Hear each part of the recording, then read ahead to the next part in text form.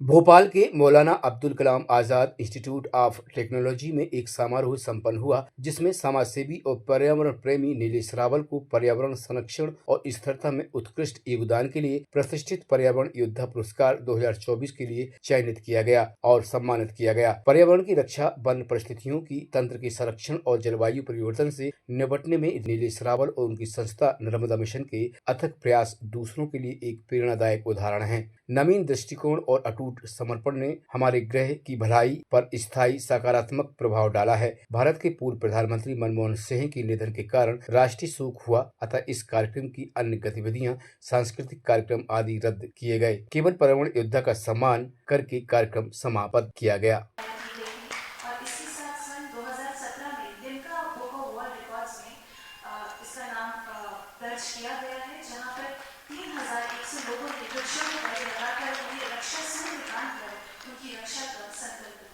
नर्मदा जी के जो दोनों तरफ किनारों पे कंस्ट्रक्शन हो रहा है, नर्मदा जी में मिलने वाली नदियां बंद करके प्लॉटिंग करके हम मकान बनाते चले जा रहे हैं।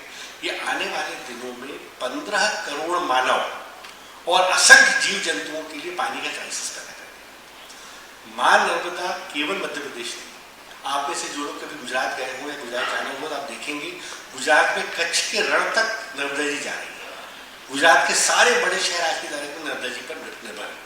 शिप्रा नदी, साबरमती नदी, ये सब, भले आज शिप्रा नदी का नाम शिप्रा नदी है पर उसमें जल आज नर्मदा जी का है।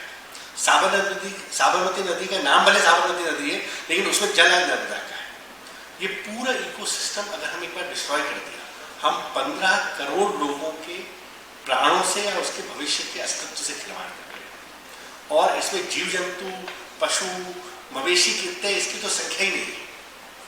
तो इसको लेकर के भी नर्मदा मिशन की पिटीशन मध्य प्रदेश हाईकोर्ट में पेंडिंग है, तो लगभग निर्णय के आसपास है।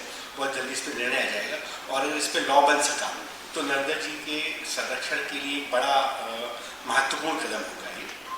इसके अतिरिक्त नर्मदा जी के दोनों किनारों पर वृक्ष लगाना, जैसा कि पाठक जी ने कहा, बिल्कुल ठीक बात थी।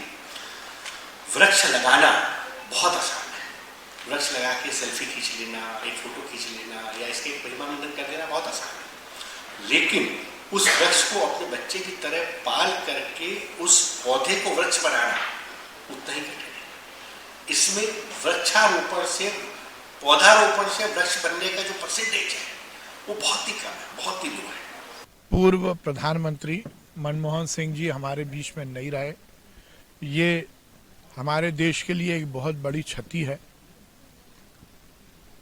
निश्चित रूप से इस देश की अर्थव्यवस्था को सुदृढ़ करने में उनका बड़ा योगदान रहा है। मैं अपनी ओर से उन्हें विनम्र श्रद्धांजलि अर्पित करता हूँ। केंद्र सरकार द्वारा आयोजित इस कार्यक्रम में पर्यावरण योद्धाओं का सम्मान होना था, लेकिन चूंकि हमारे पूर्व प्रधानमंत्री मनमोहन सिंह जी की मृत्यु हो जाने की वजह से राजकीय शोक है, तो इस कार्यक्रम को सीमित करके केवल एक पर्यावरण योद्धा सम्मान छोड़ करके बाकी सारे कार्यक्रम आज निरस्त कर दिए गए हैं और अब यहाँ पर पर्यावरण योद्धाओं का सम्मान बस होगा।